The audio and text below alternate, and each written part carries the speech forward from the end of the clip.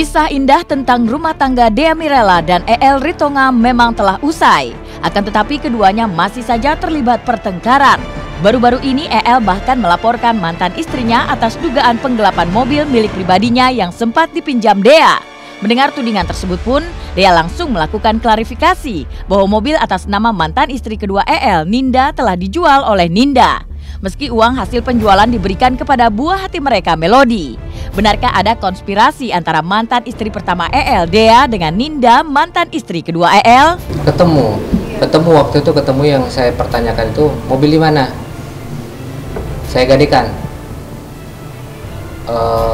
Di mana kamu gadekan? Gak perlu tahu. Yang penting saya gadekan 100 juta, bunganya 10 juta. Kalau nggak, gini aja, kita ketemu aja orangnya. Di mana kamu gadekan, kita ketemu orangnya, biar saya tebus nanti. Saya ngobrol sama orang yang dia gadekan ini. Nggak perlu tahu, katanya siapa. Terakhir dia bilang, saya gadekan mobil itu 100 juta, bunga 10 juta, saya gadekan sama polisi, seorang polisi. Masalah mobil itu memang dijual oleh pemiliknya, yaitu Ninda. Saya ngejar EL untuk minta dia bertanggung jawab untuk bantu saya membiayai anak kami. Tapi bukan saya ngejar tanggung jawab, bukan karena EL nggak punya, dia punya. Dia bukan karena dia nggak punya uang untuk ngurusin bantu saya untuk biaya Melody, tapi dia punya aset, yaitu asetnya berupa mobil gitu, beberapa mobil, salah satunya si RV itu. Dan pada saat saya memakai mobil itu, sebenarnya kalau buat anak bukan pinjam ya, karena waktu itu saya lagi nggak ada mobil, saya pakai, saya bilang saya butuh untuk nganter jemput sekolah Lodi, saya pakai. Kemudian mobil itu pun dijual sama Ninda itu yang punya mobil gitu. Jadi dan hasil dari penjualannya itu diberikan sepenuhnya kepada anak saya, Melody. Jadi intinya itu juga hak anak saya juga gitu.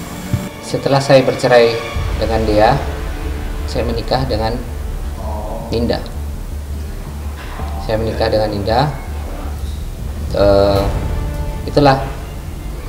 Waktu itu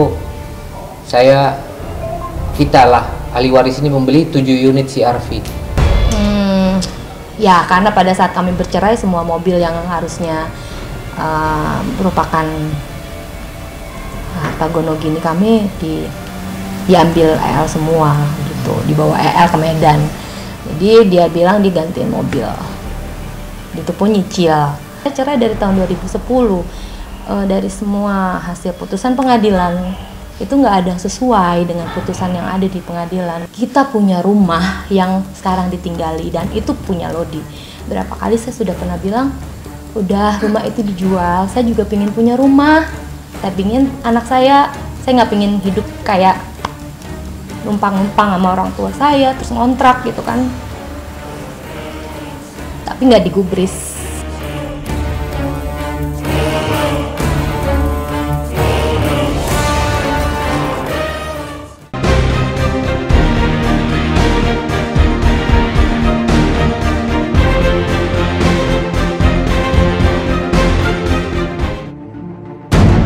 Jika Dea Mirela dan EL Ritonga masih berseteru meski tak lagi memiliki ikatan pernikahan, maka personil band The Bagindas, Michael Christian atau Mike, justru sedang menghadapi kemelut rumah tangga dengan istrinya, Vina Tiza. Beberapa waktu lalu, Vina melaporkan Mike ke Polda Metro Jaya dengan tuduhan membawa kabur anaknya sendiri, Mike Yanting Ati, yang masih berusia 10 bulan.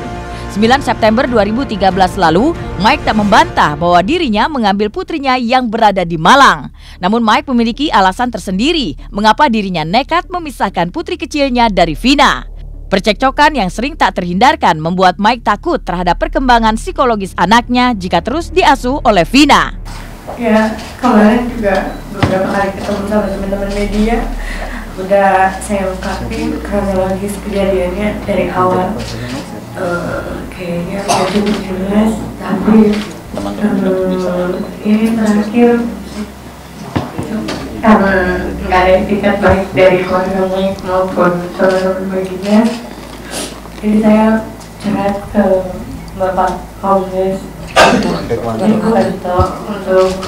mencari skill ya. Jika memang itu ada persekongkolan, buat apa saya harus jauh-jauh ke Malang? Bukankah gampang kalau saya langsung bilang, Mama, bawa anak saya. Kalau emang bersekongkol, atau saya nyuruh teman-teman Bagindas, atau nyuruh teman, tapi saya tidak.